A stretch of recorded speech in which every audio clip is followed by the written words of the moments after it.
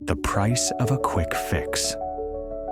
At the edge of a clear river, two cranes built a home high in a tree. The nest was tight and warm. From there, they could see the water shine and the leaves move in the wind. One day, the female laid 3 eggs.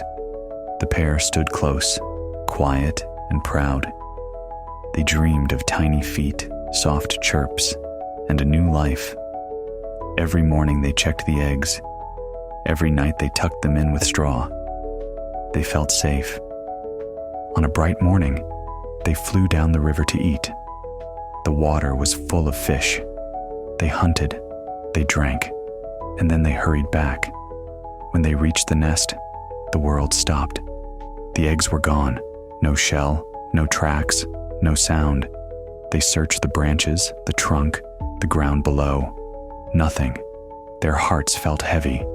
They could not change what had happened. At last, they moved to a new part of the river and built another nest, higher and tighter than before. Time passed. The female laid fresh eggs. This time they set a rule. The male would fish, the female would guard.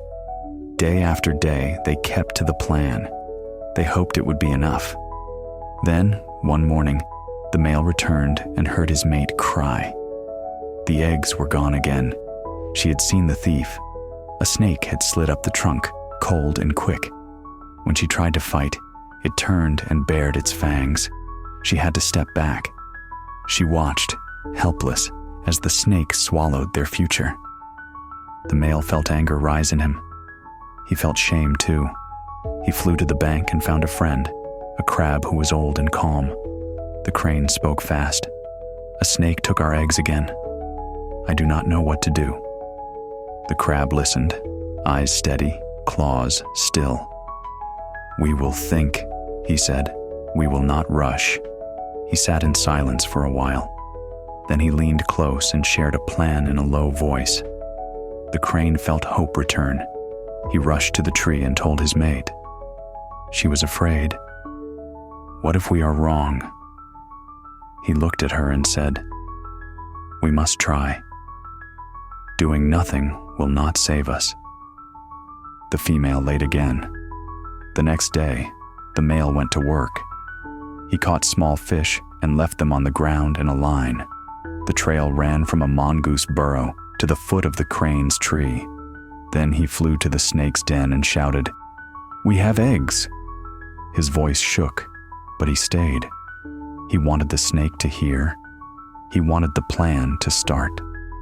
The mongoose smelled fish and followed the silver path through grass and roots. At the same time, the snake slipped from its cave, drawn by the promise of a meal. Both reached the tree. The mongoose saw the snake and leaped. The snake flared and struck, the ground filled with dust and hiss and snarls. They fought for a long time. The cranes watched from above, silent and still. At last, the mongoose bit deep.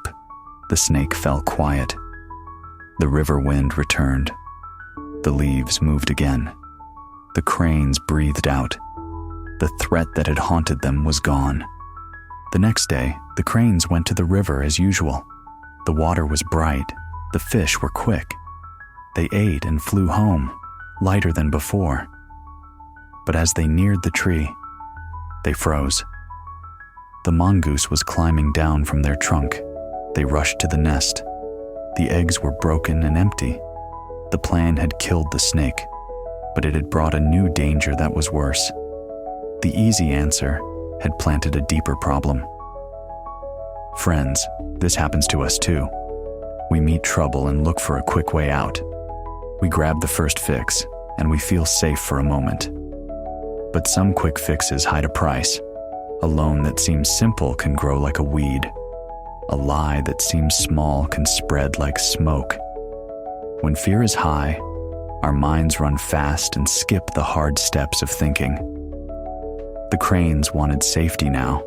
They did not ask, "What will happen next?" They did not ask, "What will this invite to our door?" When life is hard, slow down. Name the problem. Name the risks. Ask yourself, What could go wrong if I choose this path?